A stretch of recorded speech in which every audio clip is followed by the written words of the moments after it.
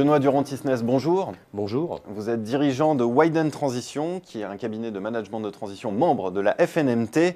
On va parler ensemble de l'accompagnement des cabinets de management de transition comme le vôtre dans les projets de private equity ou de capital investissement en français. Alors, première question, quel est le lien entre ces deux activités ? Eh bien, le mode opératoire du management de transition est un mode spécifique où nous réalisons des missions ponctuelles, opérationnelles et managériales. Donc en ce sens, il est très adapté au fonctionnement des fonds d'investissement qui réagissent vite dans un temps accéléré et mettent leur participation, les entreprises, le plus souvent finalement sous pression pour obtenir des résultats. Alors, à quelles différentes étapes des projets de capital investissement peuvent intervenir les managers de transition ? Je dirais globalement, on va retrouver trois étapes qui correspondent aux trois étapes de la vie d'un projet pour un fonds de private equity. Tout d'abord, en amont de la prise de participation, il y a deux volets sur lesquels le management de transition peut faire sens. L'aide bien sûr au due diligence, c'est-à-dire dans les audits opérationnels sur des aspects spécifiques du métier. On va retrouver les dimensions RH, SI ou des dimensions fonctionnelles particulières.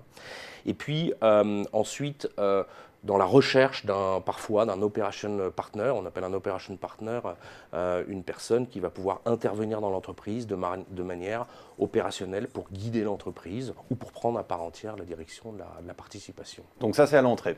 C'est à l'entrée. Ensuite, pendant la durée de l'opération, qui est la période la plus importante, il y a tout de suite un fort besoin de cash, puisqu'on est souvent dans le contexte d'un LBO, donc de remboursement de dette. Donc on va très souvent être appelé pour mobiliser un directeur financier ou un directeur général qui va pouvoir prendre en main la participation dans cette logique. Dans une logique de rationalisation, de réduction du BFR.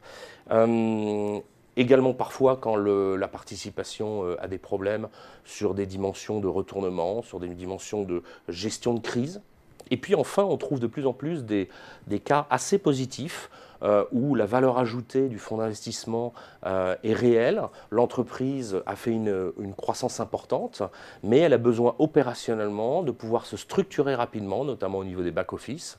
Et là, le manager de transition est aussi quelqu'un qui va pouvoir apporter une vraie valeur. Enfin, sur les croissances externes, peut apporter une dimension intéressante sur du build-up ou de l'intégration d'entreprise. Ce qu'il faut bien quand même noter, c'est que les managers de transition doivent être des personnes qui savent interfacer avec les fonds de private equity, dans le sens où ce sont des modes de communication un petit peu spécifiques, notamment dans le reporting.